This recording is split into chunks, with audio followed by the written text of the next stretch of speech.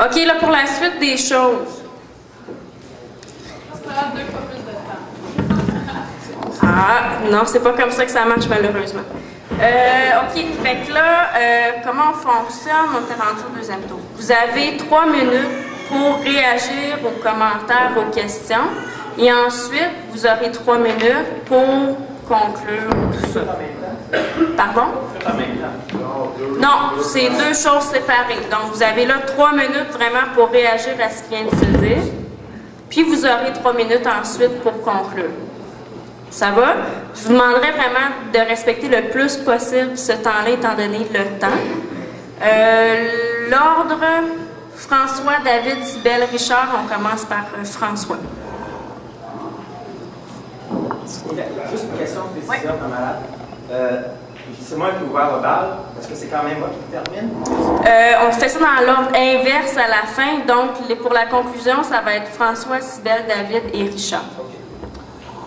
Ben, bon, il y a beaucoup de choses qui ont été dites. Heureusement, j'ai pas tant que ça à répliquer parce que je pense que la majorité de la salle est...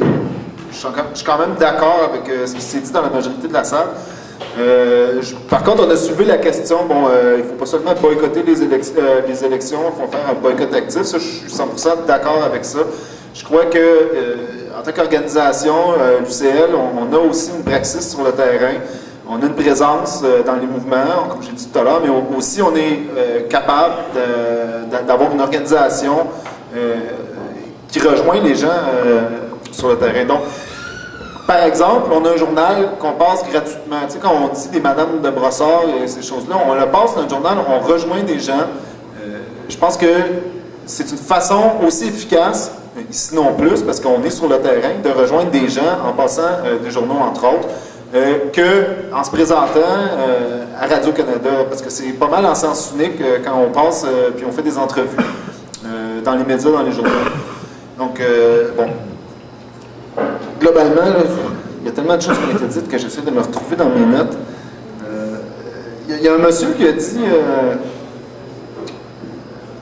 Non, je pense que j'ai répondu à cette question-là. Écoutez, je suis un peu confus là, à la fin du débat comme ça. J'allais dire, prends ton temps, mais t'as pas le temps. Non, je sais. Ben, globalement, je vais essayer de défendre un peu notre démarche. Je vais essayer de ramener la question que aussi, outre faire de la propagande, notre groupe aussi, on est présent sur le terrain. On essaie de créer des mouvements, pas seulement de les radicaliser. On a parlé, par exemple, de la question, Sybelle a mentionné ça dans sa première intervention, sur le fait que les anarchistes participent au système quand ils acceptent des conventions collectives au sein des syndicats. David? Oh, désolé. La question, c'est qu'on n'est pas impliqué dans les mouvements sociaux dans l'objectif d'accepter ou de refuser des conventions collectives. On est impliqué dans les mouvements sociaux dans le but de radicaliser cette démarche-là, et ce qui passe ultimement par le rejet d'une convention collective et par l'existence d'une lutte de classe permanente au sein des mouvements. Donc, notre objectif, c'est justement, au contraire, d'amener une démarche de lutte permanente. C'est cette démarche de lutte permanente-là qui va être la seule qui va amener à la révolution. Je ne la vois pas dans la démarche de Québec solidaire. Bon, je pense que je vais arrêter ça là. Ton temps est fini, merci. OK, prochain sur la liste, c'est David. Je pense qu'on a un peu oublié la question qui était posée et on fait le procès de Québec solidaire, mais en fait la question était est-ce que la voie parlementaire est la bonne voie pour la classe ouvrière? Je pense quelque chose comme ça.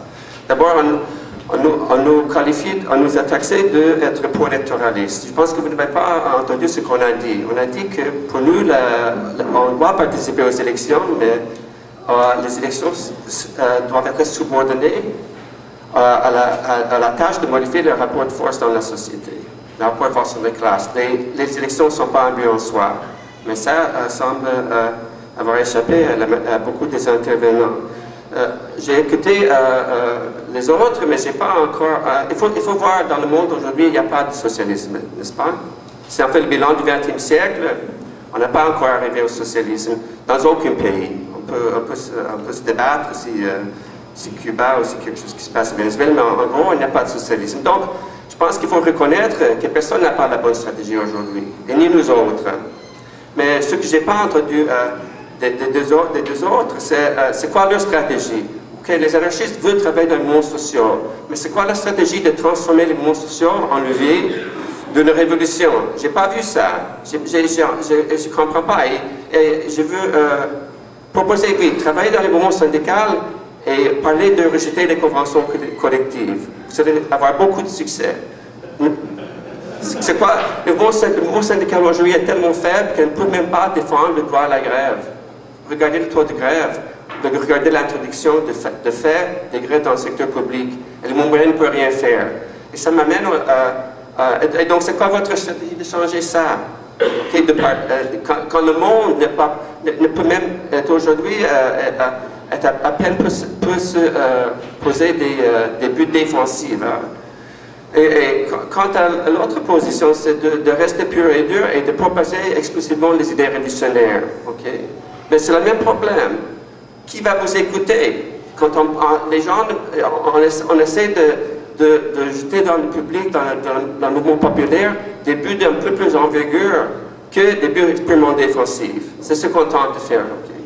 Je ne dis pas que nous, comme des marxistes qui militent en Québec solidaire, nous avons la bonne stratégie. C'est une démarche très contradictoire. Mais on cherche au moins à amener le monde. Et il faut reconnaître, on n'a pas la réponse. Mais au moins, on a quelques idées, mais je n'ai pas entendu des idées réalistes du tout de l'autre côté. Regardez l'expérience des mouvements sociaux depuis 25 ans. C'est lamentable. Et quant aux autres, je me demande pourquoi on n'a pas le socialisme? Parce que les trotskistes ont participé aux élections. Est-ce que ça a la raison, vraiment? Parce qu'il y a eu des trahisons l'un après l'autre. Mais si c'est le cas, pourquoi on a des trahisons? Il faut se poser cette question. Pourquoi la classe ouvrière n'est pas capable de surmonter les trahisons? Il faut être réaliste, il faut poser des questions. Il y a un grand défi, c'est de développer une stratégie révolutionnaire dans la situation concrète où on est.